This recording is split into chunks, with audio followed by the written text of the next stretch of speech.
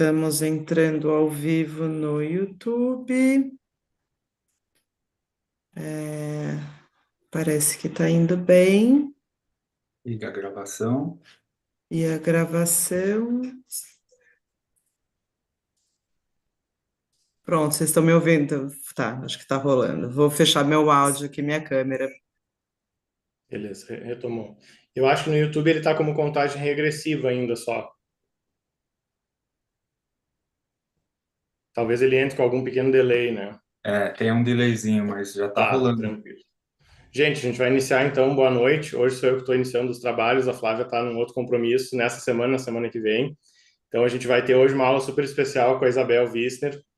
A Isabel tem formação em psicologia, na base ela trabalhou com hipnose, relaxamento, ela é doutora em ciências médicas também, foi responsável por participar, ela participou de da primeira pesquisa com LSD controlado, duplo cego aqui no Brasil, e hoje em dia ela está fazendo pós-doutorado e trabalhando com DMT, ayahuasca, e pesquisando tudo isso na Federal do Rio Grande do Norte, tá? Vai ser muito legal essa aula com a Isabel, e no finzinho a gente vai ter uma entradinha rápida da Yara de uns 3 a 5 minutos, para nos falar de uma reunião que ela participou no Conselho Federal de Psicologia, agora no mês de abril, nos dar uma atualizada nesse assunto e o que o Conselho Federal de Psicologia está interessado com o assunto da PAP. Tá? Então, no finzinho, a gente conversa.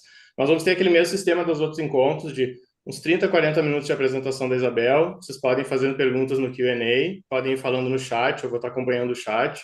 E aí, no finzinho, a gente levanta para alguém que queira levantar a mão, a gente abre espaço para quem quiser levantar a mão, fazer perguntas, e a gente acompanha as perguntas do Q&A, ali, as mais votadas, para trazer para a Isabel. Passo a palavra para ela, espero que todo mundo seja com a folhinha. Eu estou aqui com uma, eu tenho uma para emprestar se alguém quiser. Um rascunho. E a gente conversa mais adiante, então. Obrigado a todo mundo, boas-vindas, e para quem está presente ao vivo, na véspera do feriado, todo mundo aqui estudando junto. Um abração, gente. Passo a palavra para a Isabel.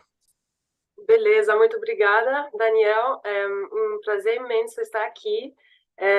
Eu também vi esse convite como uma possibilidade de fortalecer, né, nossas conexões. No final das contas, somos duas instituições bem importantes no campo psicodélico, especialmente aqui no Brasil. Aí é um prazer imenso de poder participar, mesmo que seja só para uma apresentação aqui, mostrando uma pequena parte do meu trabalho. Enfim, me mostrar, entrando em contato com vocês e aprendendo um pouco mais da energia e do trabalho de vocês. Beleza, então eu vou direto na minha apresentação, vou compartilhar aqui. Se vocês puderem me só dar um rápido feedback, se estão conseguindo ver. Tá ótimo. Tá, então hoje fui convidada como uma especialista de LSD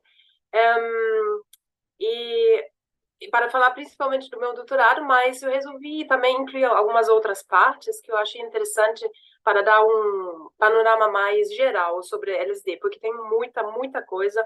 Infelizmente, tive que cortar muitas coisas sobre o meu material, mas vou tentar dar um destaque aos pontos principais, mais importantes que eu gostaria de mostrar para vocês.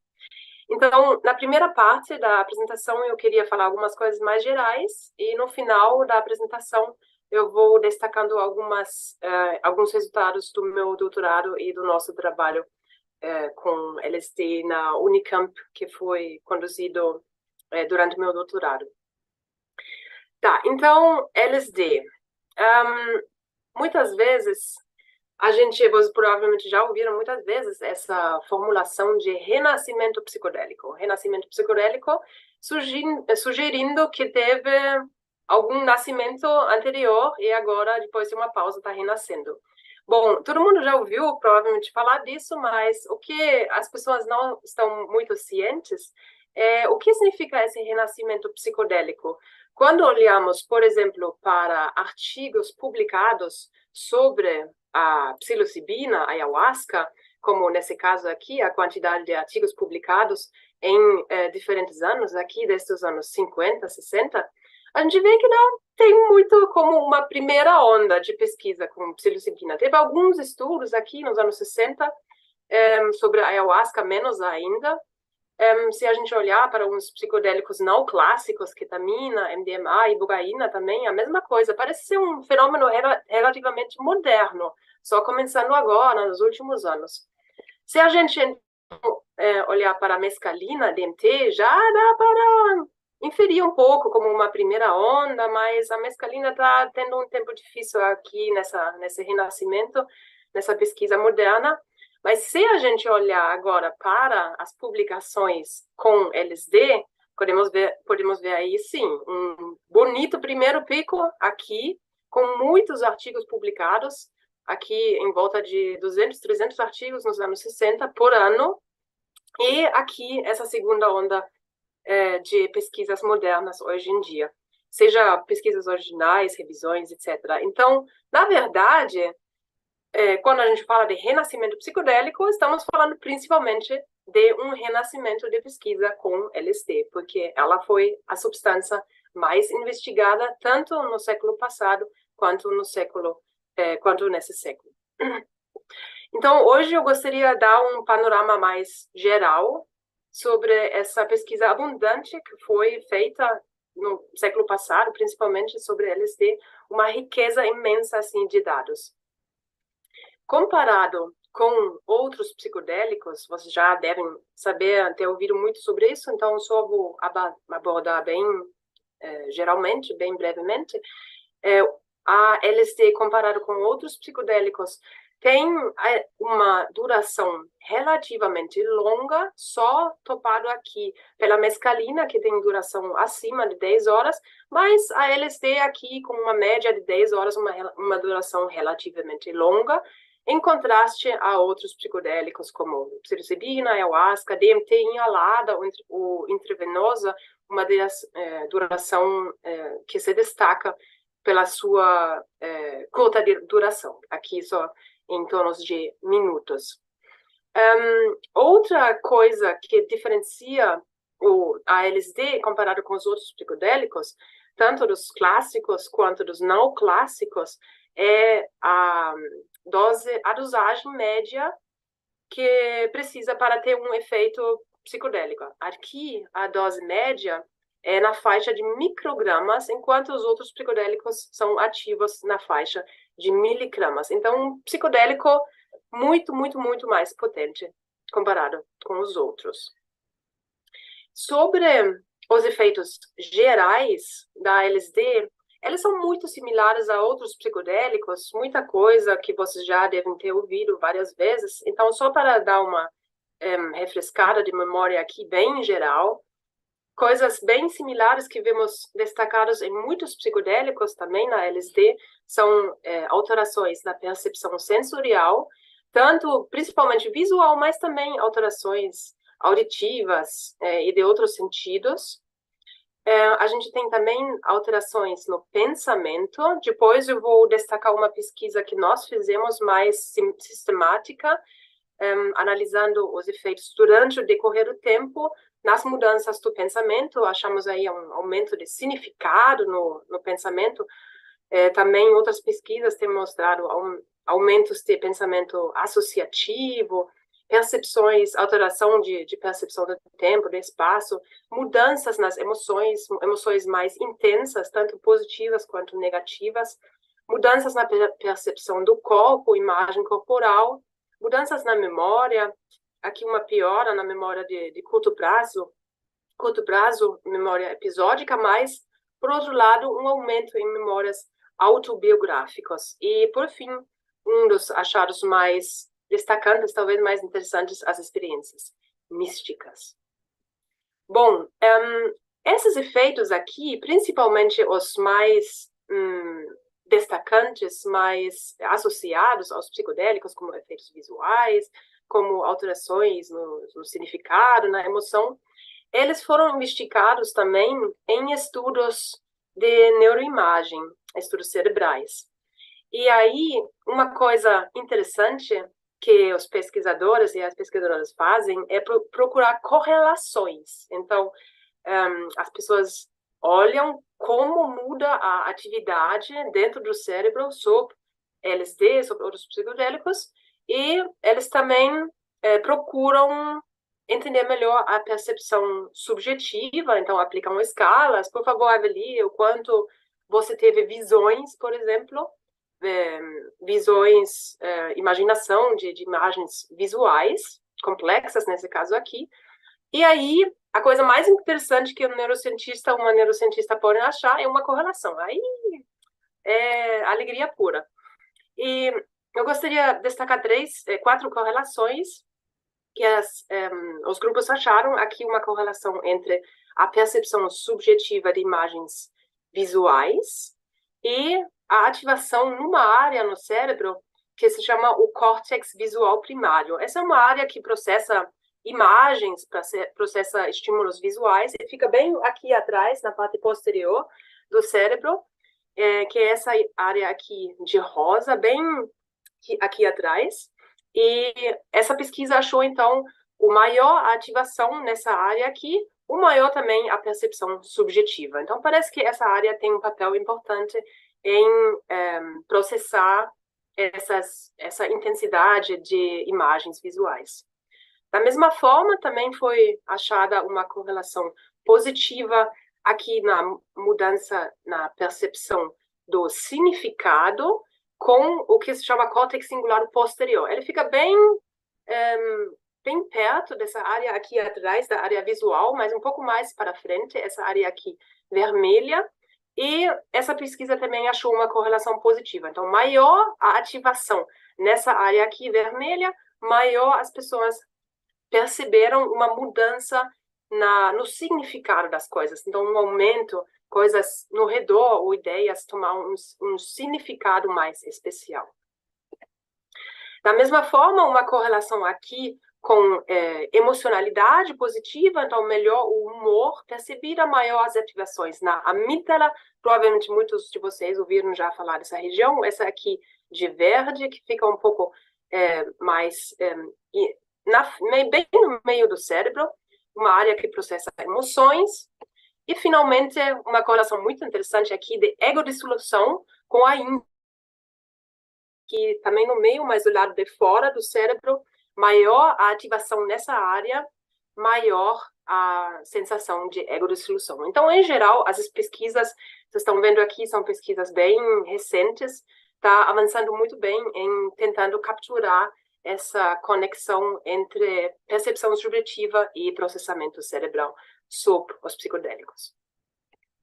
Também outra história que vocês já ouviram várias vezes, provavelmente, uma pesquisa mais recente, o aumento de neuroplasticidade. Isso não só foi mostrado para LSD, mas também para uma variedade de outros psicodélicos. Aqui, o caso desse estudo, eles pesquisaram LSD, mas também DMT e DOI, que é outro psicodélico, e eles acharam, então, um aumento na neuroplasticidade, em vários fatores que eles mediram. Então, aqui, um neurônio dentro do cérebro, e aqui eles acharam que, então, aumenta a complexidade desses braços aqui, o número total desses braços, também as sinapses, o número aqui de sinapses no finalzinho de cada um desses braços aumentou após esses psicodélicos. E aqui vemos uma foto real, como isso se vê no laboratório, no microscópio. Aqui é um dendrito, esse bracinho aqui, sob o placebo, uma substância de controle, aqui sob LSD, e aqui, DMT, desculpa, e aqui sob LSD. Então, dá para ver já, de primeira vista, esse aumento em complexidade que acontece aí após dar LSD a esse neurônio. E da mesma maneira, aqui uma imagem um pouco diferente, mas a ideia permanece a mesma. Os pesquisadores acharam aqui um aumento aqui no número de braços e na complexidade desses braços aqui, comparado com o placebo, e também um aumento nesse outro psicodélico aqui, comparado com o placebo. Também existem efeitos adversos relacionados à aplicação de LSD. Isso é muito importante mencionar, porque muitas vezes acontece que as pesquisas falam, não, em setting controlado é muito seguro, só tem que prestar atenção, tem que ter uma substância pura, mas acho importante dar esse destaque também para não cairmos na mesma armadilha que já caímos no século passado, que é ter essa euforia sem limite e aí esquecer que existem esses riscos, não só em LSD, mas também em outros psicodélicos. a maioria do que a gente sabe hoje vem de estudos do século passado, principalmente de estudos em pacientes, porque o LSD foi explorado muito em várias condições clínicas. Aqui, só para vocês terem uma ideia, olhem o N desse estudo, o número de pacientes que esses dois estudos aqui aplicaram. 5.000 pacientes que eles investigaram, e um paciente não só recebeu uma sessão com LSD, mas várias sessões. Então, aqui, na média, 5 sessões para cada paciente. Então, imagine o trabalho que essa pesquisa deu. Essas pesquisas, naturalmente, acharam efeitos adversos graves, como tentativas de suicídio, também um suicídio completado, e aí, baseado nesses números, a gente consegue, então, calcular esses riscos disso acontecer. Um outro risco é uma reação psicótica prolongada, mas se vocês olharem os números aqui, calculado, baseado nesses valores grandes aqui, vocês conseguem ver que esse risco é relativamente baixo. Também esses estudos antigos, eles não controlaram muito bem em excluir, do jeito que a gente faz hoje, excluir pessoas com história em psicose ou familiares de primeiro grau com psicose. Então, isso também poderia ter influenciado e aumentado a chance de esses efeitos adversos aqui acontecerem. Isso, em geral, não está muito bem explorado, muito bem protocolado. Também os padrões desses estudos antigos eram diferentes de hoje, mas, em geral, isso dá uma boa primeira noção de o que esperar e o que pode acontecer. Em geral, um pesquisador da Nova York, ele fez uma revisão olhando para vários estudos com psilocibina, cogumelo mágico e LSD, e ele resumiu que, obviamente, esses efeitos adversos existem, esses riscos, mas, em geral, a maioria dos efeitos adversos eram esperados, controláveis e transitórios, e o maior risco, na realidade, na prática, consiste, então, nesses efeitos controláveis, no setting correto, com cuidado, que eram dissociação, paranoia e confusão. Bom, agora vamos para a parte mais custosa, os efeitos terapêuticos. Como já falei, ou como já deu para perceber nos slides anteriores, existe muita pesquisa com LSD e seus efeitos terapêuticos, mas, em geral, as pesquisas do século passado, já mencionei, eles não combinam com os padrões rigorosos de hoje dos estudos placebo controlado, com diagnóstico clínico bem determinado e estrito. Eram estudos mais abertos, mais exploratórios. Se a gente, então, só se focar nos efeitos dos estudos randomizados e placebo-controlados, que hoje em dia é o melhor padrão que a gente combinou, que existe, não é o melhor desenho, mas é o melhor que a gente pode usar até hoje, aí podemos ver que a maioria dos estudos investigou o alcoolismo e principalmente os estudos modernos aqui focando em ansiedade, mas aí já são bem menos. O que esses estudos acharam foi nunca uma piora após LSD comparado com placebo ou grupo controle, mas, em geral, efeitos positivos no bem-estar, abstinência do consumo, diminuição de ansiedade, depressão, ou, em alguns casos, os dois grupos permaneceram iguais ou melhoraram igualmente. Então, aí o LSD não mostrou uma vantagem comparado com o grupo controle. Mas, em geral, parece que existe uma tendência aqui de efeitos beneficiais, especialmente nesses transtornos de uso de substâncias e de ansiedade. Sobre as dosagens de LSD, já mencionei num dos primeiros slides, uma coisa muito particular. Isso aqui é para dar uma impressão muito geral para vocês. Isso não são categorias muito estritas. Isso é o que dá para extrair da literatura. Para vocês ganharem mais ou menos uma noção, vocês provavelmente já ouviram falar as microdoses aqui. Depois tem as doses mais baixas, médias, altas e muito altas. Essas doses muito altas não estão sendo pesquisadas em pesquisas modernas, mas foram utilizadas nas pesquisas do século passado. Em geral, hoje em dia, as pessoas trabalham mais aqui com doses altas, no máximo uns 200 microgramas. No meu doutorado, no nosso estudo, a gente trabalhou com uma dose relativamente baixa de 50 microgramas.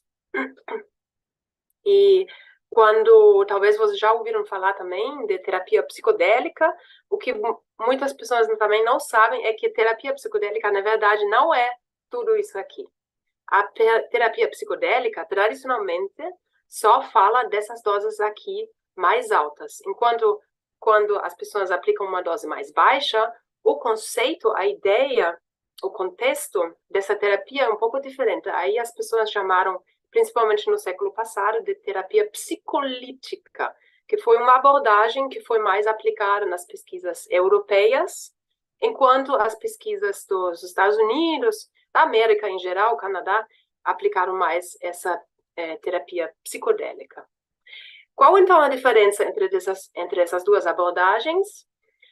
Em geral, a noção dessas duas terapias é completamente diferente. Aqui, na terapia psicolítica, trabalhando com doses menores, a ideia é realmente ter um setting mais psicoterapêutico, com doses menores e um maior número de sessões. Então, aqui a ideia é realmente tomar LSD repetidamente. Por isso, vocês viram aquele grande número de sessões naquele slide anterior dos efeitos adversos. Enquanto aqui, na terapia psicodélica, a ideia é administrar uma dose, 2 doses no máximo, uma dose muito, muito alta, e aí ter, tipo, uma experiência cósmica, mística, de ego-dissolução, autotranscendência completa, e aí a ideia é que assim se resolve. Aqui, por outro lado, os efeitos vão ser diferentes, vai ter mais imaginação, pensamento simbólico, associativo, insights, e a ideia é que a dose seja tão baixa que a pessoa consiga comunicar isso com um terapeuta ou uma terapeuta, então, realmente elaborando isso já durante a sessão, ou no finalzinho da sessão. Então, aqui uma abordagem bem diferente e também indicações históricas um pouco diferentes. Aqui, no século passado, principalmente aplicados para casos de neurose, também de casos psicossomáticos, enquanto aqui, principalmente para dependência de álcool, ansiedade e depressão. Bom, agora concluí a parte mais geral do que é para saber sobre LSD.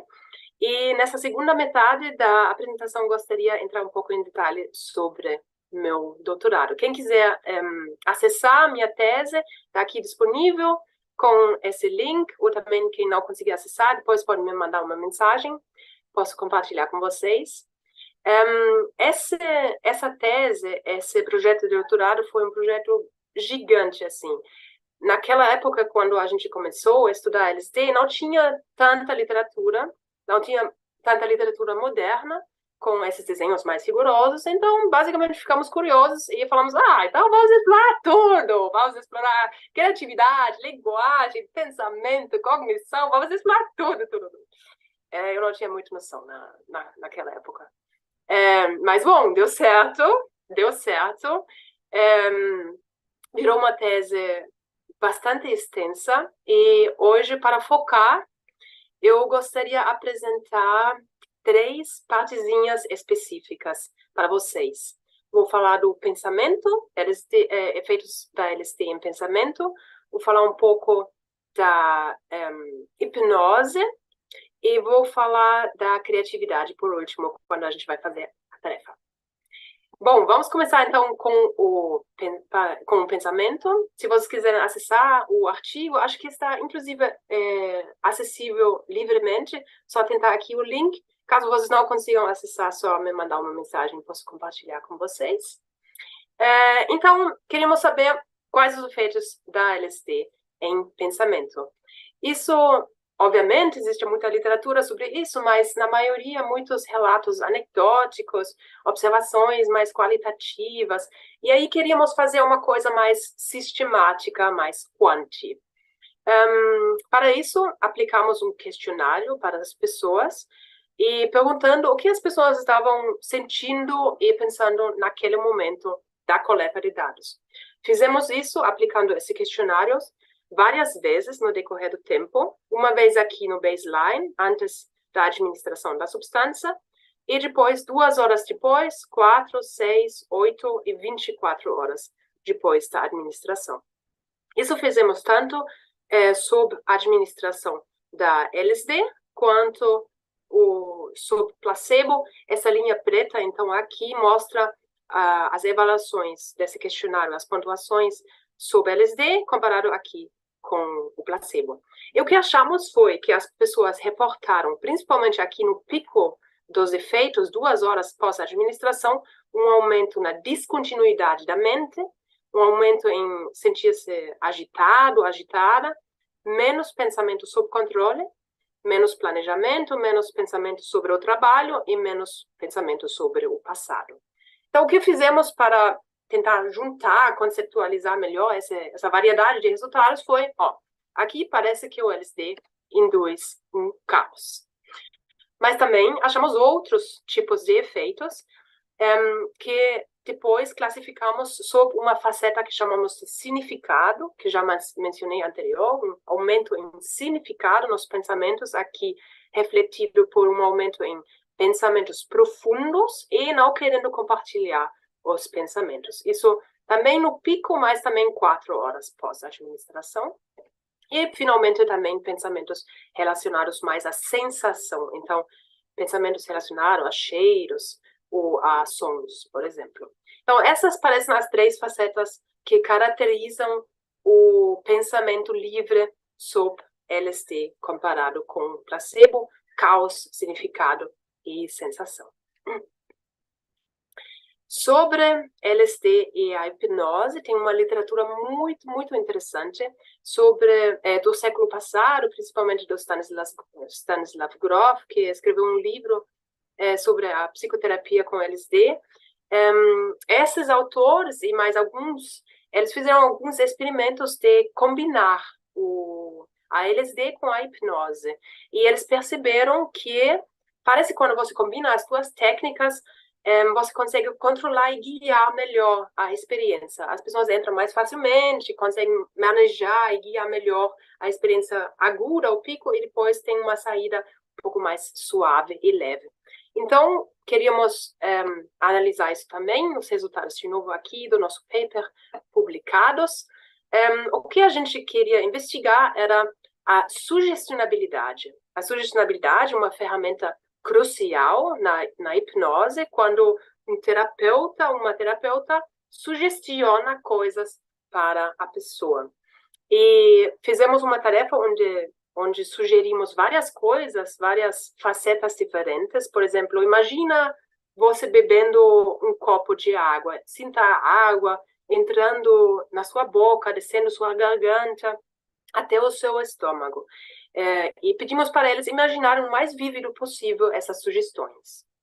O que achamos foi, aqui, essas barras escuras, as avaliações da intensidade de como eles conseguiram imaginar essas sugestões, comparado com a imaginação durante o placebo, que, em geral, a sugestionabilidade aumentou, tanto aqui na escala total, aplicamos várias diferentes facetas, quanto aqui nessas dimensões um pouco mais específicas, por exemplo, sugerindo sentir um peso no braço, anestesia no dedo, ou bebendo água fresca, mudanças no ambiente externo, ouvindo música, ou regressão da idade, mas não aqui na mudança interna, que era um relaxamento e distorções no tempo. Aí não achamos diferenças.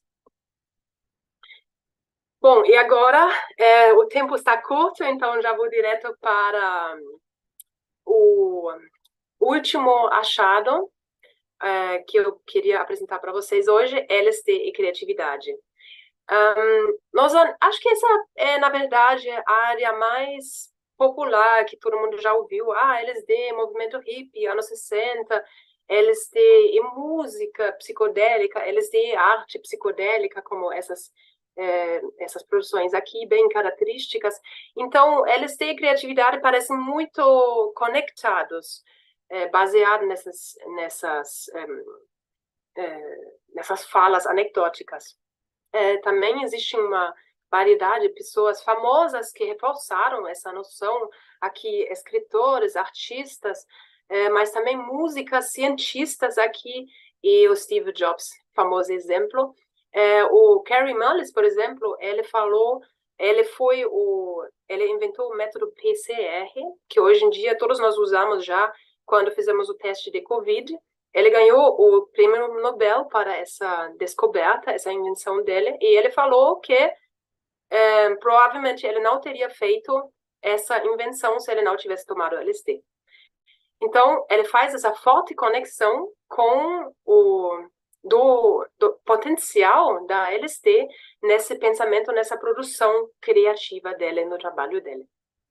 Também houve alguns estudos científicos no século passado, mas, em geral, falta de placebo-controle, falta de uma definição rigorosa da criatividade, então está meio bagunçado a ciência, a pesquisa, em termos de hoje, de metodologias mais rigorosas. Então, aí entrou nossa pesquisa também, olhamos uma variedade de testes diferentes, desenvolvemos um monte de métodos de análise diferentes só para essa pesquisa, então um artigo que ficou muito, muito rico, recomendo vocês darem uma olhada. E hoje, agora, gostaria então só focar numa parte muito, muito pequena, que é a parte da criatividade figural, que é o teste que eu gostaria de fazer agora com vocês. Então, como o Daniel já deve ter pedido para vocês, todo mundo imprimir essa folha, preparar alguns lápis de cor. Gostaria que vocês preparassem agora essa folha, esses lápis de cor. Quem não conseguiu imprimir, ou quem só está entrando agora na reunião, na transmissão, não tem problema, vocês podem simplesmente pegar uma folha em branco e rapidamente desenhar o que vocês estão vendo aqui nessa tela. Só desenhar uma caixinha e tentar copiar esses desenhos, aí vocês podem participar também normalmente aqui nessa tarefa. Essa tarefa vai demorar uns 10 minutos. Eu vou pedir para vocês terminarem esses desenhos que vocês estão vendo aí. Depois de terminar, eu gostaria que vocês achem um título para cada desenho, tanto para esse aqui quanto para esse aqui, que seja o mais criativo que vocês conseguirem pensar. E vocês vão ter 10 minutos de tempo para fazer essa tarefa, para terminar os 2 desenhos e para achar os 2 títulos. Vocês têm alguma dúvida? Alguém queria falar, perguntar alguma coisa antes de começar? Isabel, só vou avisar o pessoal, porque o pessoal pode estar na dúvida. O que a gente recebeu foi esse aqui, mas é a mesma tarefa, né? Ah, verdade. Foi esse. Coloquei errado.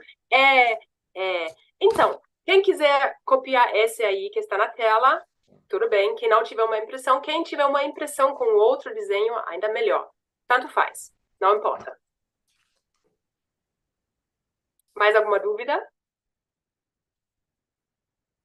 Beleza, então eu vou colocar aqui o timer e vou deixar vocês serem criativos. Pode começar.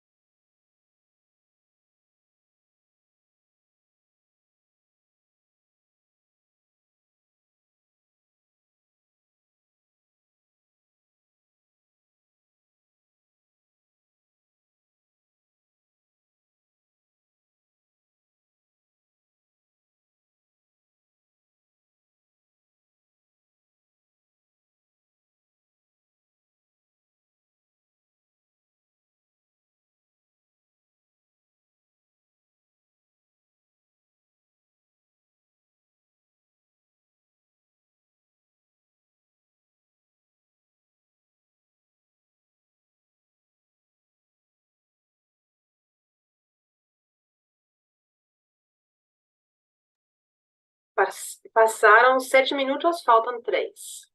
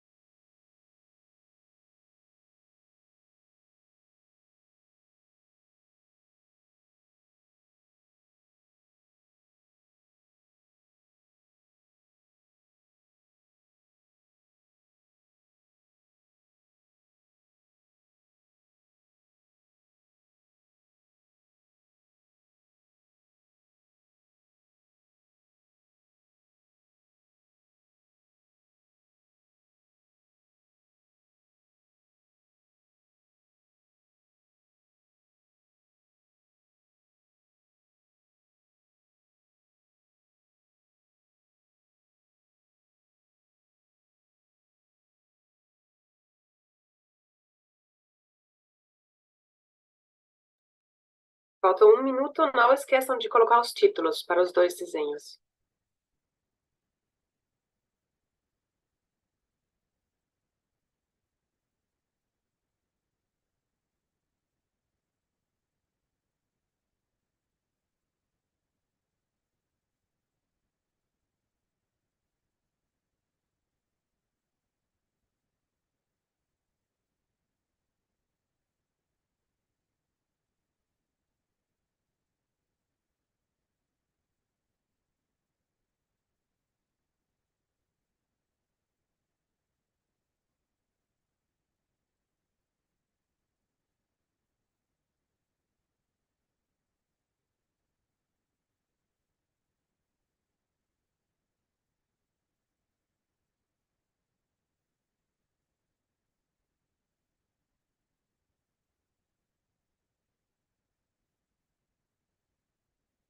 E acabou o tempo. Não esqueçam de colocar os títulos. Bom, pessoal, podem terminar os desenhos. A ideia é que vocês tiverem aí, elaborar o restinho. E depois colocar as canetas do lado. E vamos voltar aqui na apresentação. Por favor, me mandem esses desenhos. Sou muito curiosa e quem sabe no futuro a gente pode fazer uma validação desses desenhos, desse teste, que ele não foi validado. Estou coletando exemplos, desenhos das pessoas. Então, se vocês quiserem contribuir para a ciência, por favor, me mandem esses desenhos por e-mail, uma foto. Ou, enfim, mandem no grupo de WhatsApp, ou se vocês tiverem alguma possibilidade de mandar para o Daniel ou alguém do Faneiros, aí ele pode encaminhar para mim. Então, por favor, mandam o material de vocês. Para mim, estou muito curiosa com o que vocês produziram. Bom, vamos então olhar para o que nossos sujeitos produziram sobre a LSD e sobre o placebo. De novo, os resultados aqui, publicados no artigo, que vocês podem acessar.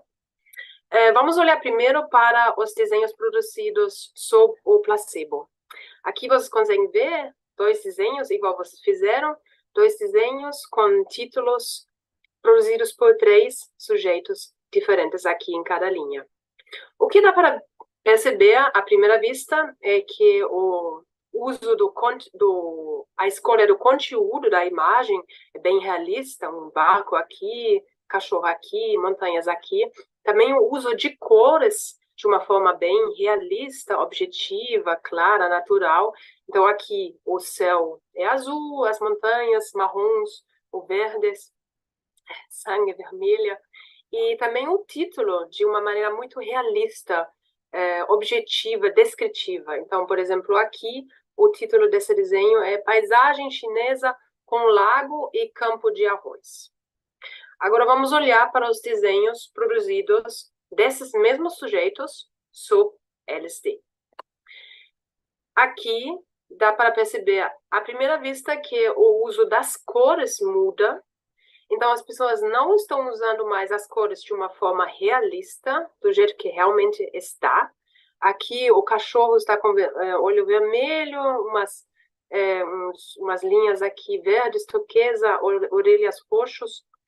Aqui faltaram as cores totalmente. Também o uso do conteúdo muda. Aqui, mais padrões geométricos, umas formas mais simbólicas. Aqui, o uso de símbolos para representar a fala, e também o uso dos títulos, de uma maneira muito mais simbólica, abstrata. Por exemplo, aqui o título é Significado do Azul. E aqui o título desse desenho é Semáforo Improvável. Então, um aumento em abstração, em pensamento simbólico, um aumento, em geral, em ideias novas, surpreendentes, também ambíguas, porque, enfim, significado de azul, como que dá para interpretar isso? Tem várias maneiras de olhar para isso e um aumento em pensamento simbólico. Esses foram os achados principais desse estudo. E para concluir, eu gostaria ainda trazer um breve relato, um relato de caso da terapia com LSD, agora voltando para os anos 60, do Grof, dessa vez. Ele reportou aqui um relato de caso muito, muito lindo, aplicando também essas doses mais baixas, igual a gente fez, que, como eu acho, representa muito bem esse aumento em pensamento simbólico, esse simbolismo na perspectiva das coisas. Então, ele relata o caso de uma mulher, uma paciente, que fez terapia há vários anos sem sucesso, sobre sua cancerfobia. Fez vários anos de terapia antes de ir lá com ele e tentar fazer a terapia com LSD. E durante as sessões com LSD, ela reviveu diversos eventos traumáticos. Entre eles, o mais importante foi o abuso sexual do pai dela, quando ela tinha 8 anos de vida. E aí, ela, depois, no final de todas as sessões, ela reconstruiu o caso da seguinte forma. O pai dela ficou excitado um dia por ter matado um ganso, e aí começou a tocá-la e colocar o pênis na boca dela. E aí, nessas repetidas sessões, ela, então, reexperienciou essas cenas, esses acontecimentos, mas de forma simbólica. E então ela começa relatando do banheiro, onde tudo aconteceu, mas aí, em uma das primeiras sessões, apareceu de repente uma torre que representou toda essa situação, e tudo o que aconteceu com ela ficou dentro dessa torre. Aí eles continuaram as sessões com LSD, e no decorrer das sessões, aconteceu que então a torre ficou destruída um pouco, mas aí ela já foi reparada. E depois, numas sessões seguintes, a torre foi se desfazendo mais e mais, conforme ela foi tomando mais LSD e conversando mais sobre esses acontecimentos, revivendo esses acontecimentos de novo, várias vezes. E aí, algumas plantas, umas árvores crescendo em cima dessa torre. E, por último, uma sessão que ela teve, uma egodissolução completa, uma sessão muito intensa, a torre explodiu e só permaneceram alguns pedaços aí dessa torre. E no final da sessão, no final da terapia, apareceu aí o terapeuta com um lindo arco-íris emergindo dessas partes aqui quebradas da explosão e representando esperança e fé e uma nova vida para ela. Então, aqui, muito, muito lindo, eu gosto bastante dessa história, representando essa nova perspectiva, esse novo tipo de pensamento que eu acho que traz uma ferramenta um potencial muito importante, muito promissor para a terapia dessas substâncias em várias condições, especialmente em doses um pouco mais baixas. Bom, e agora já concluí minha parte aqui. Aqui tem de novo meu contato, caso vocês tenham dúvidas, queriam discutir alguma coisa, pedir material pode me contactar. Também queria dar um grande agradecimento ao nosso artista, Rafael Eger. Ele criou essas artes bonitas e ele também ele fez uma composição de músicas para nossos estudos, então ele contribui criativamente aqui para nosso lab, para nossa pesquisa, aqui o trabalho dele, caso vocês queiram dar uma olhada. E agora agradeço a atenção de todos vocês. Obrigada.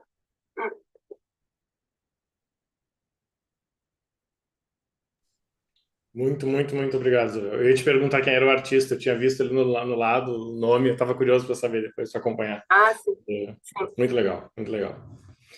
Uma coisa que eu ia te perguntar só, antes de abrir para o pessoal, esse caso dessa paciente do Groff, tu sabe se os desenhos eles fizeram durante as sessões ou ela fazia isso como ferramenta de integração, mesmo que não tivesse esse nome? Não, pelo que eu lembro, foi depois das sessões. Realmente como uma parte de integrar e de repassar isso, e de processar isso, o que aconteceu. Porque também foram desenhos muito detalhados, né, bem sofisticados. Eu acho que ela não teria como produzir. Muito organizados, né? Bem organizados, né? Bem... Sim. Acho que não teria como produzir isso sob os efeitos agudos. Eu vou puxar uma pergunta aqui. Pessoal, se alguém tiver mais alguma pergunta, pode fazer ele no Q&A, ou se alguém quiser levantar a mão e fazer uma pergunta ao vivo, tá aberto. Isabel, se você puder fechar o slide, porque aí o pessoal vê a gente melhor. Sim. Por favor. Isso, obrigado. Isabel, a pergunta é da Vanessa. A Vanessa Huck perguntou: em quais casos o LSD tem melhor resultado em uso terapêutico? Para situações de dependência química apenas? A situação é um pouco complexa, porque apesar de ter muitos estudos, muita pesquisa no século passado, com milhares de pacientes, não foi uma coisa muito sistemática, então é um pouco difícil de responder isso claramente. Só para vocês terem uma ideia, um pesquisador alemão, mas também outros pesquisadores, o Hans Karl Leuner, ele fez um estudo com mais de 100 pessoas e, assim, ele incluiu basicamente todas as condições clínicas que ele achou que poderia ser interessante. Todo mundo que apareceu. Tinha depressão, tinha esquizofrenia, tinha também neurose, que hoje em dia nem é mais um diagnóstico clínico tão, assim, claro, objetivo. Também tinha homossexualidade, então tinha um monte de coisas e ele queria basicamente ver como que são os efeitos. As avaliações não eram muito rigorosas, com escalas validadas, padronizadas. Então, é um pouco difícil de responder essa questão. Houve muita pesquisa exploratória, houve muitos efeitos interessantes, mas não é muito fácil de responder isso objetivamente. O que eu posso destacar foi principalmente esses estudos mais rigorosos, placebo-controlados, randomizados principalmente com álcool, mas também houve outros estudos com dependência química, principalmente dos opioides, e o melhor explorado em termos de realmente desenhos rigorosos dos estudos modernos são a ansiedade e depressão comorbida.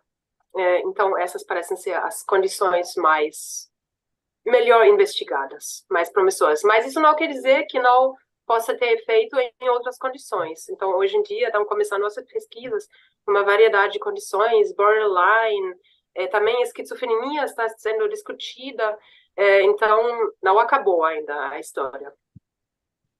Outra coisa que eu queria te perguntar, se tu pudesse dar a tua opinião sobre por que o LSD não está, como realmente ele teve uma primeira onda, por que hoje em dia ele não está sendo tão priorizado? Qual é a tua impressão, assim, do por que o DMT inalado, por que psilocibina, por que não o LSD? Pela mesma razão pela qual a gente não tem pesquisa sobre mescalina, eu acho, que é a adoração. que 10 horas de sessão é muito, muito, muito duro. Assim, eu participei de 50 sessões e foi muito trabalho. E hoje em dia estou participando de sessões com DMT. Eu fui de 10 horas para 10 minutos. Nossa, é muito melhor. Então, eu acho que essa é a razão principal. Do foco na psilocibina, que é 4 horas, mas também DMT vem surgindo muito, muito mais hoje em dia.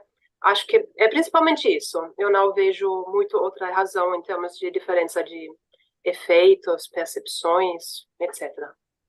Mas E no vale doutorado, lembrar que tem também, né? Tem uma empresa, Mind Medicine, se não me engano é esse o nome, estão desenvolvendo LSD para ansiedade generalizada, ganharam Breakthrough Therapy do FDA recentemente.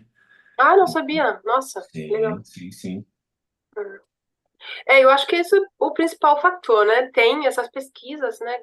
Que nem eu também mostrei com ansiedade, mas, enfim, se você tem a escolha de passar 10 horas no lab e pagar as suas pessoas para fazerem isso, ou 4 horas, a escolha está feita, né? É MindMed o nome da Ah, ok. empresa. Acho que é Suíça e Estados Unidos. Ah, tá. Eles estão bem avançados já. Em breve, acho que eles começam fase 3. Hum, e uma Eu outra acho que pergunta que eu parte fiquei. do porquê o LSD lá para 2010, né? 2000 entre 2010 e 2015, quando a coisa começou a crescer mais, né? Eu lembro num congresso nos Estados Unidos e o meu supervisor lá na Inglaterra, o David Nutt, ele comentou isso, que nos Estados Unidos ninguém ousava tocar no LSD. Isso era por causa do fantasma do Timothy Leary. tem essa história também. E o LSD, ele é muito famoso, né? Você fala LSD, as pessoas conhecem, sabem que é droga. Você fala psilocibina, a pessoa nem entende o que você falou. Sim, Então, o Roland Griffiths também foi muito claro sobre isso. Quando ele resolveu começar, ele falou que psilocibina vai criar muito menos pânico moral e notícia na imprensa, e a gente vai ter mais tranquilidade para trabalhar, né? sim. Mas E aí agora as a coisa pessoas já nem sabem cresceu o que muito. é, né? Agora já cresceu muito e tem. Realmente o que eu acho mais intrigante é o pouco de coisa que tem atualmente com a mescalina. Não sei se é só por causa de duração, talvez tenham questões de síntese mais difícil, não sei. Eu Hum, sei que a psilocibina é a queridinha agora dos nossos anos 20, né? É a que mais tem pesquisa de longe sim. agora é a psilocibina. Talvez tenha no caso da mescalina também a questão do contexto tradicional, né, que as igrejas são muito mais restritas, não tão abertas como as igrejas da ayahuasca, e aí Hum. talvez tenha menos popularidade, menos conhecida, em conjunto com essa longa duração, né, mas não sei, isso é só um chute. Uma Isabel, pergunta deixa que eu te veio do perguntar. YouTube. Ah, desculpa, Desculpa. Ju, pode falar. Tem pergunta no YouTube também, eu tenho curiosidade de saber melhor sobre o teu instrumento mesmo, né? Essa pesquisa parte, né, do desenho, né? Uma pesquisa com criatividade. Eu queria saber qual a tua inspiração, se tu criou ou tirou de outros autores. E tem uma pergunta no YouTube também que fala disso. E a questão da medição desse aspecto surpresa, como é que seria? Só para Uhum, tu falar rapidinho desse instrumento mesmo, dos desenhos, eu acho que pode ser legal, assim, contextualizar, para a gente entender como rolou. sim. Então, parte a parte. A gente usou alguns testes da literatura. Aquele que eu fiz com vocês, por exemplo, é uma versão adaptada de um teste de criatividade figural que existe, mas adaptamos ele. Acho que na versão original as pessoas usaram as 4 imagens, mas aí como a gente precisou de 2 versões paralelas para administrar placebo e LSD, dividimos ela em 2 partes. Também usamos outros testes, o Alternate Uses Task, que você precisa achar um uso criativo para um objeto cotidiano, como uma caneta, por exemplo. Ou você mostra desenhos, desenhos simples assim, de linhas, e pede para a pessoa interpretar o que isso poderia ser, como, por exemplo, uma linha zigue-zague, e pedir interpretações criativas sobre o que isso poderia ser. E aí achamos que em vários desses testes houve esse aumento de surpresa E esse, por exemplo, mas diferencia dependendo da medida. No caso da surpresa e da novidade, fizemos realmente avaliação subjetiva de dois pesquisadores ou pesquisadoras independentes. Então, cada um olhou as respostas e avaliou o quanto achava isso uma resposta surpreendente ou não, ou o quanto achou isso uma resposta nova ou não, ou conhecida.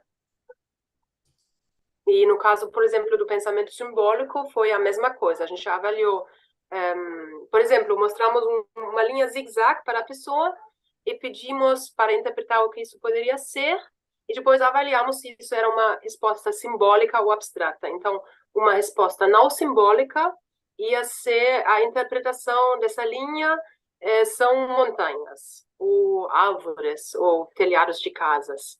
Seria uma interpretação concreta. Agora, que aconteceria mais sobre o placebo, agora sobre o LSD, iam surgir mais respostas como esse é o curso dos meus pensamentos, ou esses são os altos e baixos de um casamento. Então, respostas mais abstratas, simbólicas, de interpretações desses desenhos.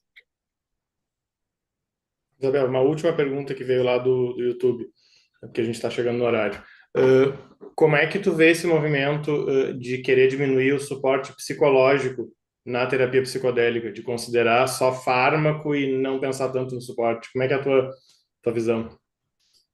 Acho que isso vai um pouco na mesma linha desses esforços de tentar excluir a experiência psicodélica, só administrar a substância e ter os efeitos, sei lá, neuroplásticos, mas sem a experiência perturbadora, que possa ser difícil. Eu acho que isso, mas, enfim, é só uma impressão subjetiva minha, tira um pouco a alma da coisa, né? Porque o que diferencia essas substâncias é esse enorme potencial de oferecer uma perspectiva completamente fora do nosso normal modo de pensamento, de perceber as coisas. E, nesse sentido, eu acho muito importante providenciar esse suporte, tanto antes, quanto durante, quanto após a sessão. Nesse sentido, foi também essa parte da minha pesquisa, da hipnose, para ver se a gente consegue entender um pouco melhor como guiar essa experiência. Então, para mim, realmente é uma coisa fundamental. Tá bom, te agradecer muito. Só para te dizer que eu li os artigos, eu fiquei muito curioso para ler o trabalho de vocês sobre o DMT inalado.